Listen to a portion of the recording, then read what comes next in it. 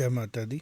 जय माता। सत्संग में मेरे साथ जमवाल साहब हैं और भगवान श्री कृष्ण के आज जन्म महोत्सव के ऊपर हम लोग पूरे विश्व को भगवान श्री कृष्ण जी की जन्माष्टमी की बहुत बहुत बधाई देते हैं और डिस्कस करेंगे किस तरह भगवान श्री कृष्ण की जो फिलॉसफी है वो भारत के लिए और आने वाली जनरेशनों के लिए अमरता के तौर पे देखी जानी चाहिए। ज्ञान सर्वोपरि है। ज्ञान से ऊपर दुनिया में कुछ भी नहीं है जो इंसान को फ्रीडम दे सकता है। यही लेसन है भगवान श्री कृष्ण का। मैं थोड़ी सी बात करना चाहूँगा कि भगवान श्री कृष्ण के जन्म के बारे में सब जानते हैं और उसके बाद जब वो 8 साल के हुए उन्हें किस तरीके से कंस का वध किया। उसके बाद वो योग पुरुष थे जिन्होंने धर्म का ज्ञान, योग का ज्ञान और अर्जुन को उनकी ड्यूटी समझाने के लिए पूरा गीता का ज्ञान दिया। कृष्ण भगवान को के बारे में बात करना एक सौभाग्य का जिसको हम बोलते हैं कि एक सौभाग्य का प्रतीक है कि वो इंसान जो भगवान कृष्ण को सुन सके, जो भगवान कृष्ण के फिलॉसफी के बारे में बात कर सके, वो भाग्यशाली है। जमाल साहब, कृष्ण भगवान जी को हम लोग अलग अलग रूपों में पूछते हैं।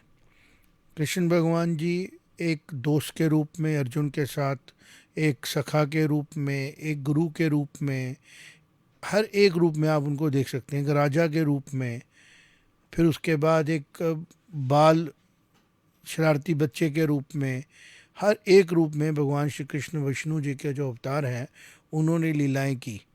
फिर राधा जी के साथ उनकी लीलाओं के बारे में चर्चा होती है। फिर रुक्मिणी जी के साथ उनके रिश्तों के बारे में, उनकी लेसन्स के बारे में, जैसे जैसे उन्होंने हर चीज़ के ऊपर एक ह्यूमैनिटी को रास्ता दिखाया।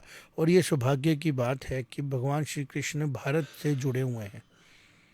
ऐसे योग पुरुष तो पूरे विश्व के लिए, पूरे ब्रह्मांड के लिए, जितने सूरज चांद हैं दुनिया में, उन सब के लिए ही दुनिया में होते हैं। फिर भी अगर वो इस धरती पे आ रहे थे तो उन्होंने भारत को चुना। ये भारत के लिए बड़े सौभाग्य की बात है।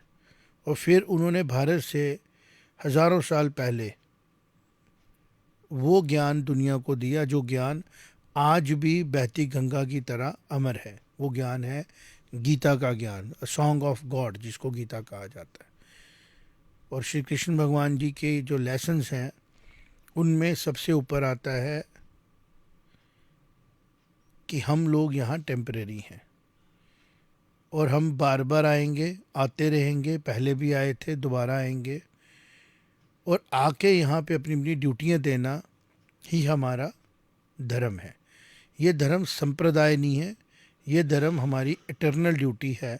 जो जिस चीज़, जैसे एक इंसान अगर एक आम का पेड़ बन गया तो आम के पेड़ की ड्यूटी है फ्रूट देना, आम के पेड़ की ड्यूटी है पत्ते लगेंगे, आम के पेड़ का जो कर्तव्य है सृष्टि के प्रति वो करेगा। इसी तरह अगर कोई इंसान पैदा हुआ है, वो उसका कोई मम्मी पापा है, उसके कोई बहन भाई हैं, उसके रिश्ते हैं, उसका एक देश है, उसकी एक उसने उसके प्रति अपनी ड्यूटियाँ देनी है। ड्यूटी करते करते उसने अपने आप को आगे चलाना है और एक पार्ट ऑफ सिस्टम बनना है। और हर काम को उसने ज्ञान से करना है। ज्ञान से ऊपर दुनिया में फ्री करने वाली कोई चीज़ नहीं होती। यही चीज़ भगवान कृष्ण जी ने कही जब अर्जुन ने कहा कि अलग अलग आप योग बता रहे हो, तो बड़ी विस्तार से उन्होंने कहा। उनमें एक ये भी कहा ज्ञान योग, कि जिसको ज्ञान ही नहीं होगा अर्जुन, वो क्या करेगा ज़िंदगी में। और ज्ञान सिर्फ हम मैथ की नॉलेज को नहीं कह सकते, ज्ञान हम फिजिक्स केमिस्ट्री को नहीं कह सकते, हिस्ट्री की नॉलेज, इकोनॉमिक्स की नॉलेज को नहीं कह सकते। ज्ञान इन सब के साथ है और इनसे बियॉन्ड है कि दुनिया क्या है, ह्यूमैनिटी क्या है, इसकी भी नॉलेज। तो राजा भाई, जिस तरह हम देख रहे हैं जी। पिछले कल यूक्रेन के साथ जो रशिया का डिस्प्यूट चल रहा है, और उस डिस्प्यूट के लिए अलास्का में पुतिन और 2 विश्व की शक्तियाँ मिली, और उसके बाद उसके पहले शायद उन्होंने प्रधानमंत्री जी से भी बात की। इन सब के बीच में एक चीज़ समझ में आ रही है कि अब का जो भारत है, वह भगवान श्री कृष्ण की फिलॉसफी पे चल रहा है। बिल्कुल कि युद्ध नहीं चाहते, बिल्कुल लेकिन अगर सामने वाला अपने आप को अहम में ले जाएगा तो अहम तोड़ने का काम भी भगवान कृष्ण जी कहते हैं वो अपने आप ही होता है। बिल्कुल तो इस टाइम पे सबसे ज़्यादा जो अहम है वो क्यों है अमेरिका को, ये समझने की बात है और समझाने की ज़रूरत है। एक समय हम अमेरिकन कंपनीज को एडमायर करते थे, अमेरिकन बिल फिलॉसफीज़ को, इंस्टीट्यूशंस को एडमायर करते हैं जी कि जी देखो कितने सटीक हैं, पॉलिटिकल बात करेंगे, जो उनके पॉलिटिकल थिंकर्स हैं। लेकिन आज अगर हम देखें तो ऐसा लग रहा है कि अमेरिका सूडो कॉन्फिडेंस में चला गया। बिल्कुल एक अजीब सा अहम, जैसे दुर्योधन को अहम हुआ था, जैसे शिशुपाल को अहम हुआ था, एक पौंड्र कृष्ण वासुदेव हुए, वो झूठी बाजुएं लगा के भगवान कृष्ण की नकल करते थे, उनको अहम हुआ था, अहम, आई एम, मैं हूँ सब कुछ। तो भगवान कृष्ण जी का तो जन्म ही अहम खत्म करने के लिए हुआ था ना। कंस जी को भी लगता था मैं सबसे महान हूँ, बिल्कुल मेरा कुछ नहीं बिगाड़ सकता। तो भारत की फिलॉसफी के अंदर तो सारी चीज़ें इसी के साथ जुड़ी हुई हैं कि रावण का अहम भी टूटा, कंस का भी टूटा, और भारत में पैदा होने के बाद भगवान श्री विष्णु जी ने अवतार लिए और तोड़ा, बिल्कुल अहम तोड़ा। तो ये अहम अगर अमेरिका में आ रहा है या और उन कंट्रियों में आ रहा है तो ये अहम उन कंट्रीज़ के लीडर्स के लिए और उनके लिए अच्छा नहीं है ना। भारत में तो अहम नहीं आ रहा, भारत और जगह कंप्रोमाइज़ कर रहा है। आप क्या कहते हैं इसके बारे में? बिल्कुल जैसे आपने कहा कि भगवान कृष्ण ने गीता में आप भी ये कहते हैं और बड़े सारे जो बुद्धिजीवी लोग हैं वो ये कहते हैं कि अगर किसी प्रश्न का उत्तर ना मिले तो आप गीता सुने। तो उसमें सब कुछ दिया हुआ है। उनकी कई बातें, गीता का ज्ञान भगवान जी ने उन अर्जुन जी को भी दिया और सारे विश्व को दिया। हिंदुस्तान में, भारत में ये लोग सारे इस चीज़ को मानते हैं, तभी बड़े शांत हैं हमारे माननीय प्रधानमंत्री जी। उन्होंने अमेरिका के प्रेसिडेंट की इतनी हेल्प की, जब उनकी इलेक्शन थी उनके साथ शाना बशाना चले। अब उन्होंने कुछ ऐसी वो बातें कर रहे हैं, तो जैसे वो कहते हैं कि विपरीत बुद्धि विनाशकाली विपरीत बुद्धि। हाँ, विनाशकारी विपरीत बुद्धि, वो उनका आ गया। अब उनको अहम जो आ गया, गीता में भी उसका सरल उन्होंने बताया हुआ है कि जिसको अहम आ जाता है उसके साथ कैसा व्यवहार करना चाहिए और कैसा करना चाहिए, कुछ ऐसा ही होगा। तो उनके साथ जो उनके बुद्धिजीवी लोग कर रहे थे, उनका सहयोग कर रहे थे, आहिस्ता आहिस्ता उन्होंने उनको छोड़ दिया। वो एक डोगरी में कहावत भी है ना, कला कलंदर बसे थे करदा पानी नसे। जो उनके वरिष्ठ मित्र थे, सबसे खास, अपने ही अमेरिका में उनको जी फौज उतारनी पड़ी। बिल्कुल। तो अब उन्होंने वो कर दिया। अब वो बड़े बुद्धिजीवी इंसानों के साथ रहते थे, लेकिन उन्होंने किसी की नहीं सुनी।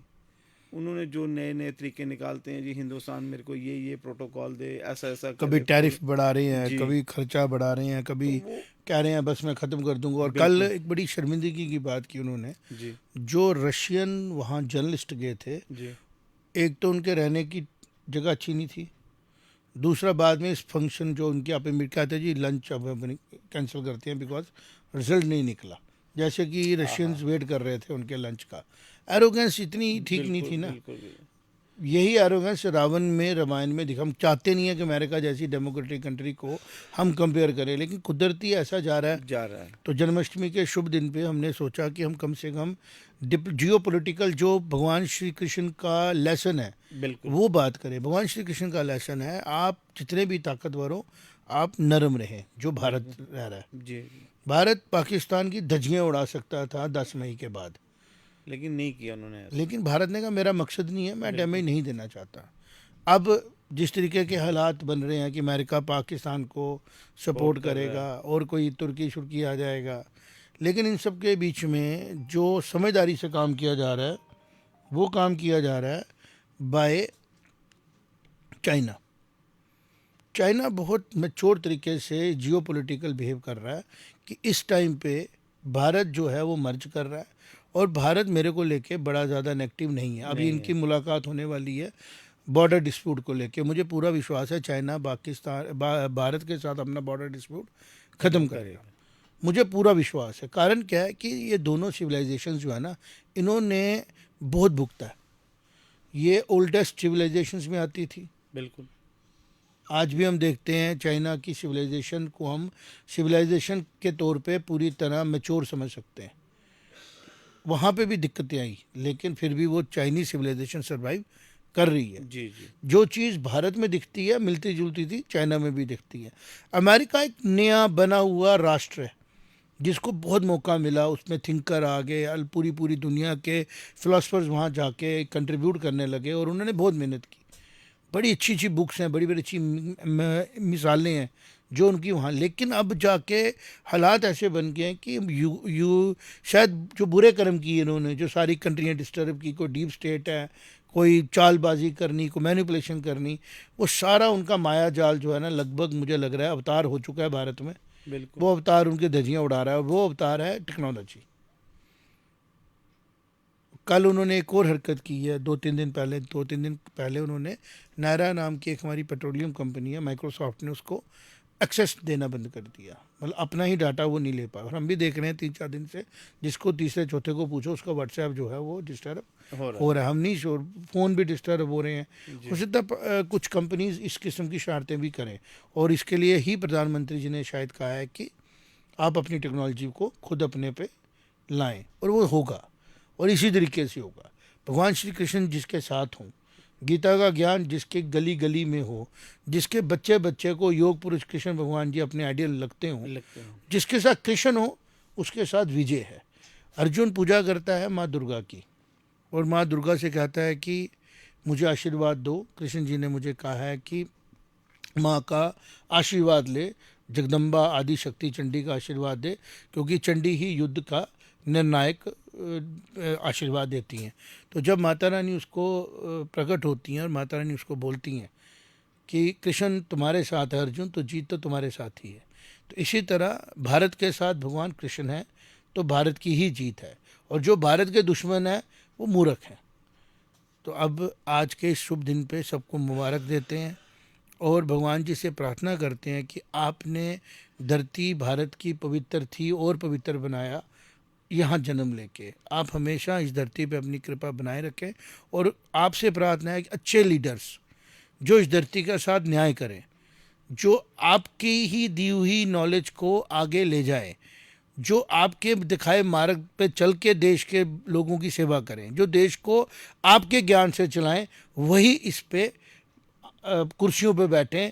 वो प्रधान सेवक बन के उस सोच के साथ इन बड़ी कुर्सियों पे बैठें, ताकि ये भारत जो है ये हर एक युद्ध में वैसे ही विजयी हो जैसे कुरुक्षेत्र में पांडु हुए थे। जी।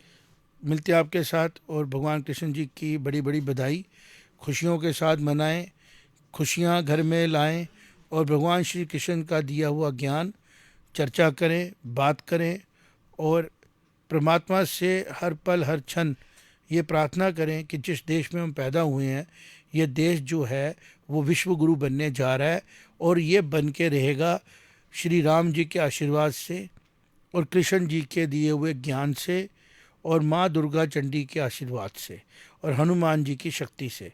ये सारे अवतार, ये सारे भगवान, ये सारे ग्रंथ जो हैं, यही विश्व गुरु भारत को बना चुके हैं। जैसे जैसे ये ग्रंथ, जैसे जैसे इन सभी अवतारों का ज्ञान विश्व में फैलना शुरू होगा, वैसे वैसे भारत विश्व गुरु बनेगा। जय माता दी। जय माता दी।